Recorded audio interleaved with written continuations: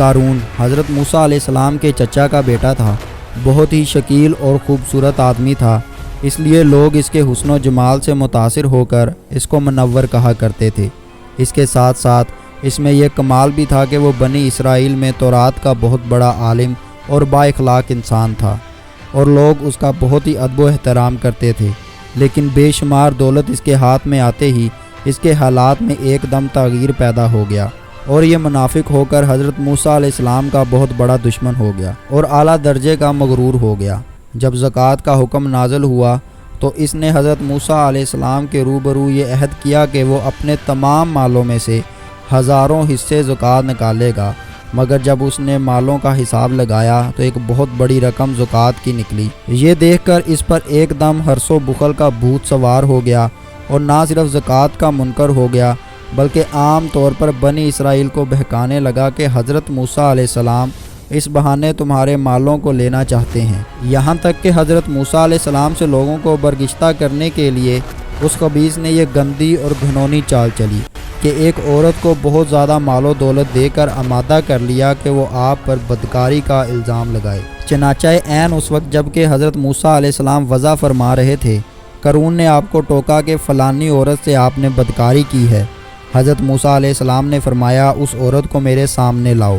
چنانچہ وہ عورت بلائی گئی تو حضرت موسیٰ علیہ السلام نے فرمایا اے عورت، اس اللہ کی قسم جس نے بنی اسرائیل کے لیے دریا کو پھاڑ دیا اور سلامتی کے ساتھ دریا کے پار کرا کر فرعون سے نجات دی، سچ سچ کہہ دے کہ واقعہ کیا ہے۔ حضرت موسیٰ علیہ السلام کے جلال سے عورت سہم کر کانپنے لگی۔ اس نے مجمع عام میں صاف صاف کہہ دیا کہ اے اللہ کے نبی، مجھ کو قارون نے کثیر دولت دے کر آپ پر بہتان لگانے کے لیے آمادہ کیا۔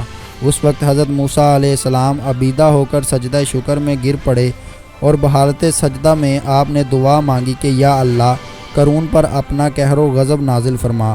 پھر آپ نے مجمع سے فرمایا کہ جو قارون کا ساتھی ہو وہ قارون کے ساتھ ٹھہرا رہے، اور جو میرا ساتھی ہو وہ قارون سے جدا ہو جائے۔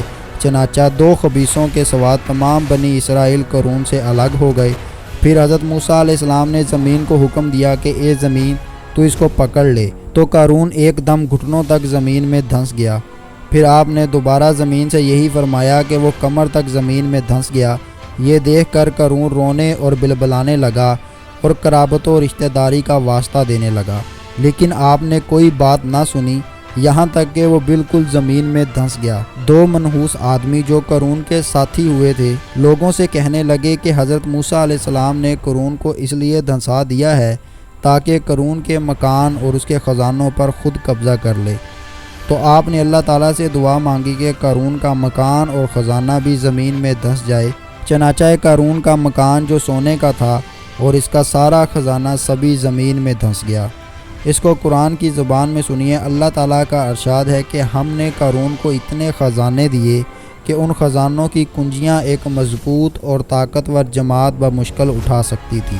ایک اور جگہ قرآن مجید میں ارشاد فرمایا بے شک قارون موسیٰ کی قوم سے تھا، پھر اس نے ان پر زیادتی کی اور ہم نے اس کو اتنے خزانے دیے جن کی کنجیاں ایک زور آور جماعت پر بھاری تھی، تو ہم نے اسے اور اس کے گھر کو زمین میں دھنسا دیا، تو اس کے پاس کوئی جماعت نہ تھی کہ اللہ سے بچانے میں اس کی مدد کرتی، اور نہ وہ بدلہ لے سکا۔ تو اس فرض کو لازم جانیں کہ اپنے اموال کی زکوٰۃ ادا کرتے رہیں، اور ہرگز اپنے مال و دولت پر غرور اور گھمنڈ کر کے نہ اترائیں۔ آج کی ویڈیو کے لیے دوستو بس اتنا ہی۔ میں آپ کو ملتا ہوں کسی ایسی ہی نیو ویڈیو کے اندر۔ ویڈیو کو پورا دیکھنے کے لیے بہت شکریہ۔ اللہ حافظ۔